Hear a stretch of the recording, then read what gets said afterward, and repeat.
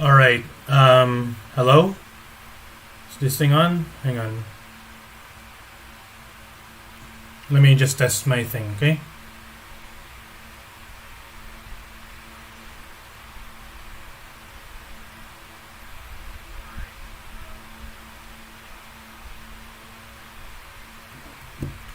Okay. After my PC crashed, alright? My PC crashed on the epilogue. After frustratingly trying to get the epilogue again, I had to repeat this boss fight like 10 times because it was harder when I repeated it. So let's just enjoy the cutscene, right?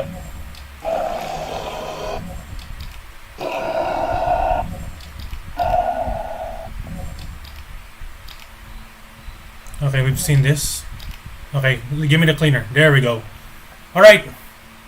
My sound is not that good, but I just want to see this. Welcome back, sir. Boot up the register. Ready to receive. Mission report K731. Personal code FG9565061. Mission status completed. The material requested has been recovered. Of those involved, there's no one left. At least no one who knows what's really going on. I erased all traces of K's involvement. Hexapore Biogenetics will be blamed and held accountable for the mishap in K's site. Good job, sir. Access the main terminal. Alright. So, what is his plan all along? Hey. Following materials archive. Evidence number 1. HAF4RG0 Delta surveillance footage. Archive that. Okay. It's showing me the archive. Okay. So, this is the helicopter crash on my first playthrough. Yep, there's leave. Let's send, man.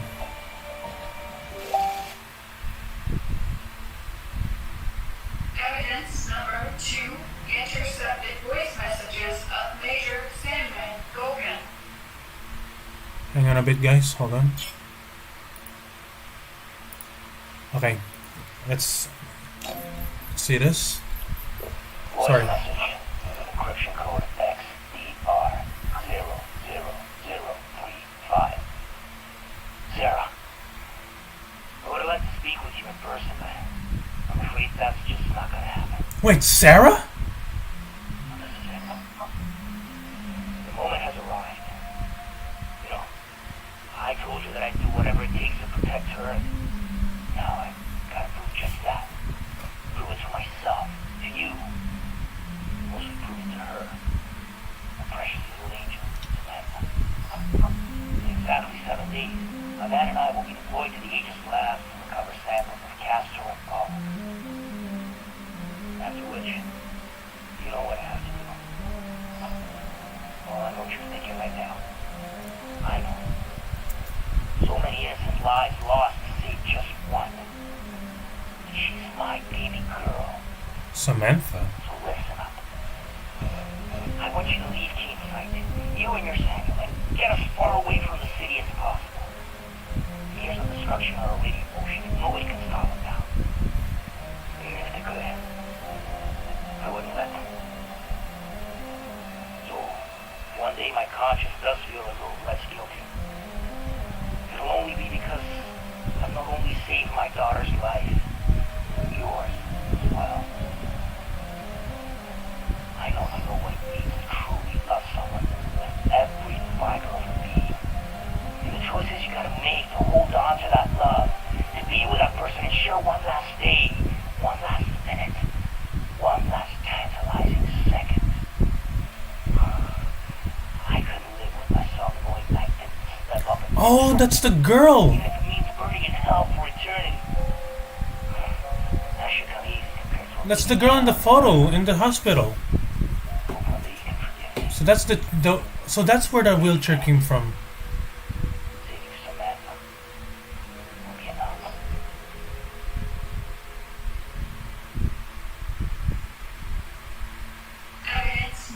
3, Sarah Carmichael. reporting to Sam Walker.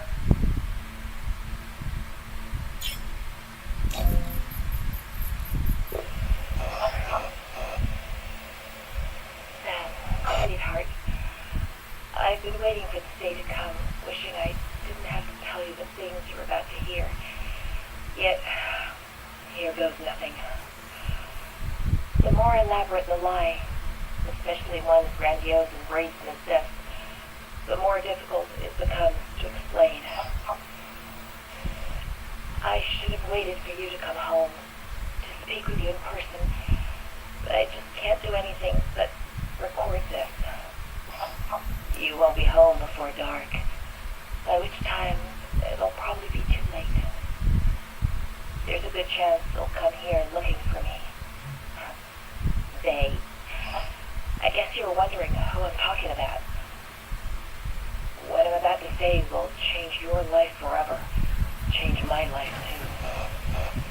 What's happening, one way or another, was inevitable.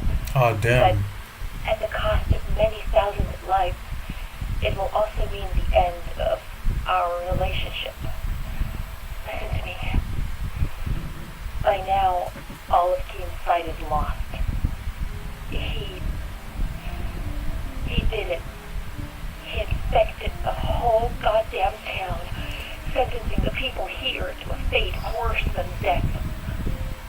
He committed a truly unforgivable sin. The last hope for a crazy man being coveted by even crazier people. The CoupDeRoost company. I still don't understand how he could have done it, how anyone could have done it, even him, especially him.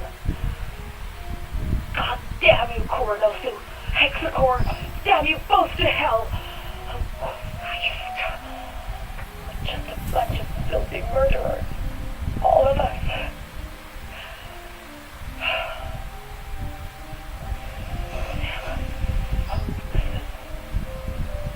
What I wanted to say, if I wasn't a coward, is that even though I've always loved you, I've never been completely honest with you. Beneath this city, behind your disease, lies a tangled web of secrets linked to the company. I would have told you sooner rather than being obliged by this tragedy, but I couldn't, and wasn't ready yet. I was afraid of how it might affect us. Sorry. It kills me to tell you this, but I'm not who you think I am. You already know that I work for Hexacore, but what you don't know is that my job isn't limited to mere administration. My field of expertise is actually the supervision of research studies. Oh. Monitoring one of our most important tests. You. Samuel's a subject? For decades now, our government has been experimenting in its own backyard, testing chemical weapons on an unsuspecting America. The project is called Truman, and Keen site is one of the most illustrious testing zones, with Hexacore overseeing the whole shebang since the 40s. You, and hundreds of others like you, are the end result of these tests. And we've been tasked with keeping you in check and gleaning as much data as possible about your condition. I can attest, however, that it took very little effort for you to become the most important part for me, because I actually fell in love with you, and it wasn't just a job for me anymore. So when someone asks if I love my work, I tell them yes. Thanks to you, I do. And maybe that's why I've never had the courage to tell you before. And more importantly, I would never leave this place without you, of my own free will, if given the choice. Hold on. I hear something. Oh no, is this where she died? There. Oh no, this is where she died.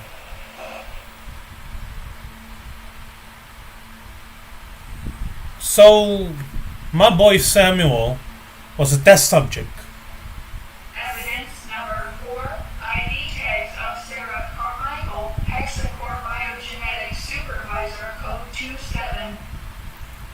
Alright, so let me get this straight. My boy Samuel was a test subject. And then when it became an adult, Sarah fell in love with it? So Daniel is some sort of creature that doesn't know it's a creature. Okay, what about this one? What's inside Sarah's tag? I finally did it. Oh wait, June 20, 1991. I finally did it. I'm finally in charge of one of the most important research studies in the country. It took years to perfect the Truman Project together with those yes men at Hexacore. Maybe longer still to convince that Washington DC dinosaur Murphy to put me in charge of the whole operation. Due to their backwards way of thinking, I was either too young or too girly or too black. But in the end, they had no choice but to recognize the crowns of my achievement.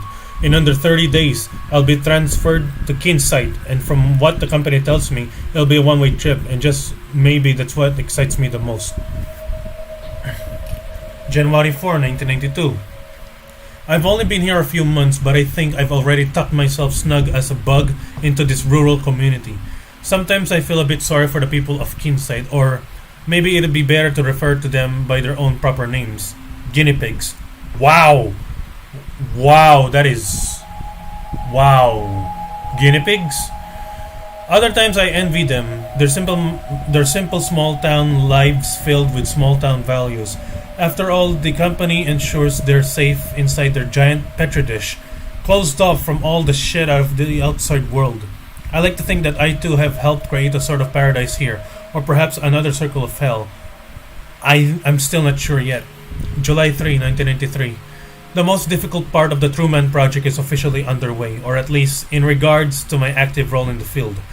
All the researchers stationed here must have frequent contact with the subject in order to control it, and I'm no exception to the rule. Indeed, I'll have to lead by example. At any rate, tomorrow I'll meet my special to be monitored, and judging from reports, it's clear that this one will possibly be the most important part in my whole study. I'll have to be on my best behavior once again. Meanwhile, I've been scratching at my arm for days, just because everyone get the same chip integrated into their arm. Doesn't mean it's a good thing. After all, we're researchers, not the guinea pigs the government is experimenting on with the program. Unfortunately, however, these are the rules of the game, and I can't back out now. I get it, the Truman Project, it's like the Truman Show. Like, okay, I think I connected the dots. Samuel is like Truman from the Truman Show, you know, Jim Carrey movie.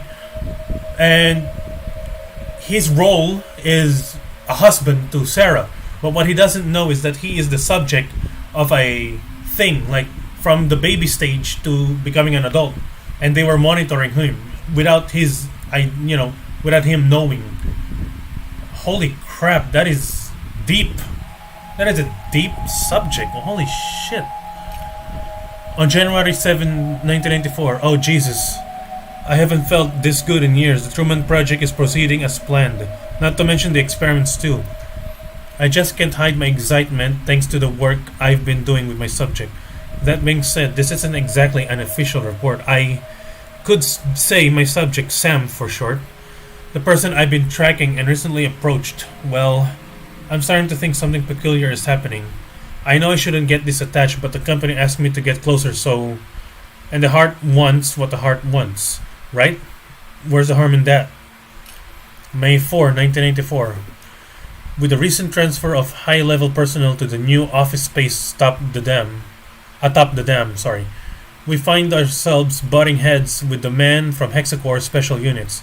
Mind you, Hades agents look like rock-hard war machines who seldom interact with anyone outside the circle, and the HAF pilots seem to be normal kids despite the demanding tasks the company often gives them. Though one in particular seems to be catching the attention of all the office ladies. His name is Hayden, though everyone's been calling him Sandman after the mishap in Groom Lake. I have no idea how he made it out alive, but I'd like to know more. September 22, 1984, Hayden. What an extraordinary man. Even in face of the difficulties he's endured, somehow I got him to open up about his past again and discovered that his wife left years ago because she couldn't bear the weight of his job. Weight of his job or weight of his job? Anyway, she even left him to take care of their only daughter, baby Samantha. I really feel some kind of connection to this man, so much so, in fact, that I'm feeling exactly what I'm feeling for Sam.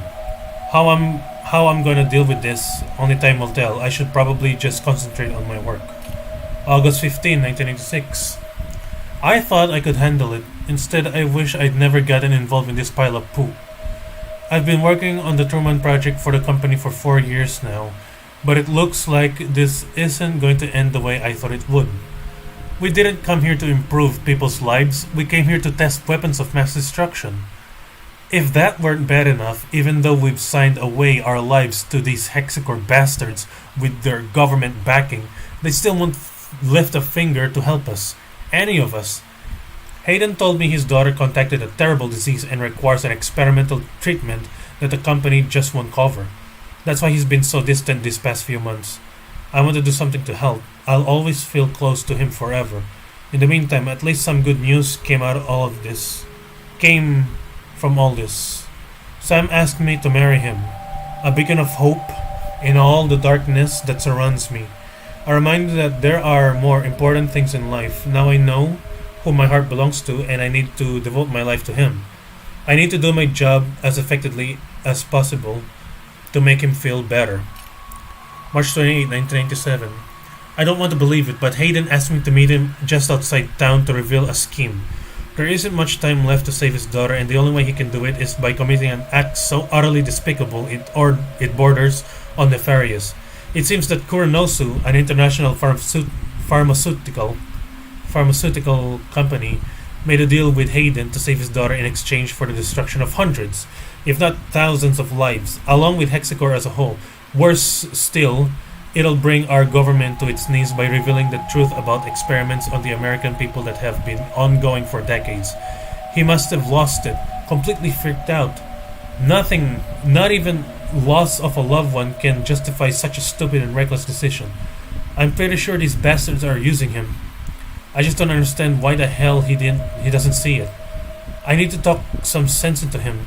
I'm sure there are just the words of a desperate father. But if he doesn't listen to reason, I'll have no choice but to report him to the company's internal affairs department. Though I don't know if I could live what they do to him. July 14, 1997. Hayden left the base and took a few days leave. Sadly, his daughter Samantha didn't make it. Her little heart gave out just 2 days ago. I feel sorry for him, but this could be a blessing in disguise. Now he won't have any reason to enact that nefarious scheme of his. From what I gather, he's got a long journey to the medical center where she was being treated. Though I'm sure he'll come back soon, and when he does, I'll be there to support him wherever way possible.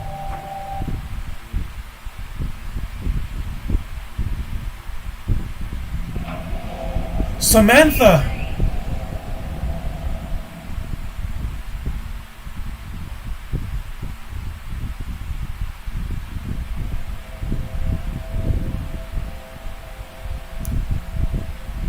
Oh no! Samantha became the new experiment! Screenshot! I got a B rating on normal mode. 9 hours, 26 minutes and 37 seconds. 29 deaths.